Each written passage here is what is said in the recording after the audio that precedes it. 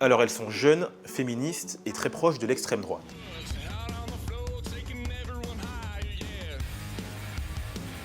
Dans le sillage de groupuscules comme les Antigones ou les Cariatides, le collectif Némésis est formé en 2019, peu après la première vague MeToo. Leur credo, le féminisme dit identitaire. On va essayer de comprendre ce qu'elles entendent par là.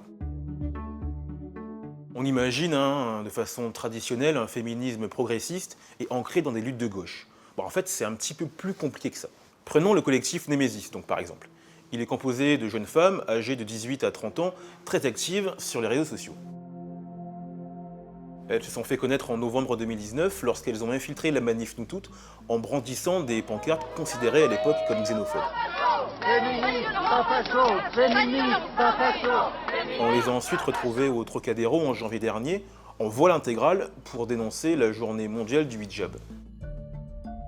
Elles entendent répondre à 3 objectifs d'après leur manifeste. Donc dénoncer toutes les violences faites aux femmes, dénoncer l'impact dangereux de l'immigration massive sur les femmes occidentales et promouvoir la civilisation européenne. Bon, pour y voir un peu plus clair, on a rencontré Alice Cordier, elle a 23 ans et elle est présidente de ce collectif. Le féminisme identitaire tel que nous, en tout cas, on le vit, c'est un courant qui est vraiment né du peuple. C'est un courant populaire qui est né de l'expérience, en tout cas, des femmes qui connaissent beaucoup les transports en commun et qui aujourd'hui ressentent un malaise à être aujourd'hui dans l'espace public. La petite nuance qu'on va mettre par rapport aux autres mouvements féministes, c'est que nous, on va mettre en avant des facteurs qui vont inciter à la violence par les hommes. Je pense à la psychologie, mais je pense à la culture. Aujourd'hui, on assiste aussi à un choc culturel qui est extrêmement présent en France. On le sait parce qu'il y a une arrivée migratoire et une politique d'assimilation qui n'est pas du tout viable. Et ce qui fait qu'on a des hommes qui arrivent en France qui sont avec des principes qui ne sont pas les principes français, et avec une vision de la femme qui n'est pas du tout la vision qu'on a en France, qui va créer un choc culturel évident. En fait, elle se présente comme la génération Cologne, du nom de cette ville d'Allemagne où 1200 femmes auraient été agressées le soir du 31 décembre 2015 par plusieurs centaines d'hommes, pour la plupart originaires d'Afrique du Nord, d'après les autorités policières. Le bilan judiciaire fait aujourd'hui état de 2 condamnations pour agression sexuelle. Leur féminisme équivaut en fait à préserver la femme blanche de la menace d'hommes dits extra-européens. Et ça, Christine Delphi, sociologue et féministe qui a œuvré à la création du MLF, a bien du mal à le comprendre. Les bras m'en tombent, là, j'en reviens pas. Dans le mouvement féministe, depuis qui a été créé par nous en 1970, on n'a jamais rencontré une seule personne qui se disait féministe et avec un discours de droite, qui est un discours excluant. Parce qu'elle se réclame de l'extrême droite pour commencer, et que maintenant, comme disons, le féminisme est un petit peu mieux accepté qu'il ne l'était avant, elles se disent, voilà, on va faire notre beurre là-dedans. Hein. Je crois elles vont bientôt décréter que les vraies féministes, ce sont elles, parce qu'elles portent des jupes au lieu de porter des pantalons, parce qu'elles ont des talons aiguilles, etc. Hein, ça. Évidemment que ça va plaire aux hommes en premier, et puis à une série de femmes qui sont elles-mêmes conservatrices.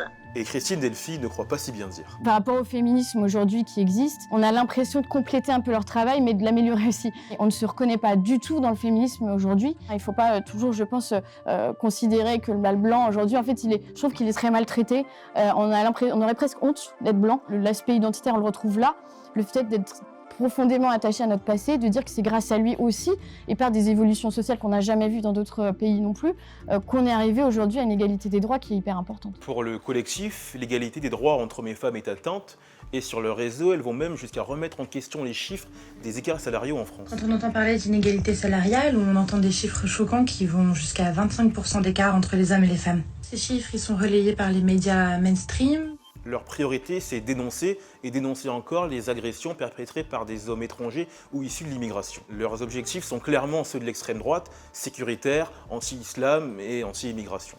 Le collectif Némésis, c'est pas un collectif féministe à proprement parler. C'est plutôt un groupuscule d'extrême droite qui annexe certaines thématiques propres au féminisme, comme la lutte contre le harcèlement de rue, la dénonciation des violences faites aux femmes. Elle reformule la problématique des violences sexuelles en insistant exclusivement sur la couleur de peau des agresseurs. La naissance de collectifs comme le collectif Némésis, c'est vraiment symptomatique des progrès de l'extrême droite, qui vont s'approprier de plus en plus de thématiques qui originalement étaient plutôt le fait de la gauche, c'est-à-dire l'écologie par exemple, on le voit avec l'écologie, on le voit aujourd'hui avec le féminisme. On est sur des thèses identitaires teintées de féminisme, plus que l'inverse. Pour Magali Della Souda, chargée de recherche en sciences sociales, c'est un petit peu plus complexe. Elle serait en réalité assez proche de Solveig Mineo et de son féminisme occidentaliste. Pour cette dernière, les libertés des femmes européennes sont menacées par le remplacement ethnique des peuples occidentaux.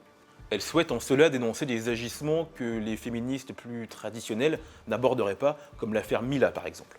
Ce féminisme, il va naître en réaction à ce que ces femmes-là considèrent comme des impasses ou des erreurs des féminismes contemporains. C'est un contre-mouvement, si vous voulez, donc c'est pas du tout surprenant que ça existe. En revanche, ce qui est intéressant, c'est la visibilité très forte de ces mouvements-là. Que la Manif pour tous a été un moment de visibilisation extraordinaire pour ces femmes-là qui, jusqu'alors, étaient dans les marges. Bien que très visibles sur les réseaux et bénéficiant d'un large relais médiatique suite à leurs actions coup de poing, ces thèses seraient en réalité très minoritaires. Et si le collectif se voit comme l'île où les naufragés du féminisme pourraient venir se réfugier, on en est visiblement encore assez loin. Ce sont des groupes qui sont extrêmement minoritaires dans le champ du féminisme français, à l'échelle de la société. Ce sont quelques dizaines de militantes, même si elles espèrent ou rêvent de représenter des milliers de femmes qui n'oseraient pas dire ce qu'elles disent tout haut.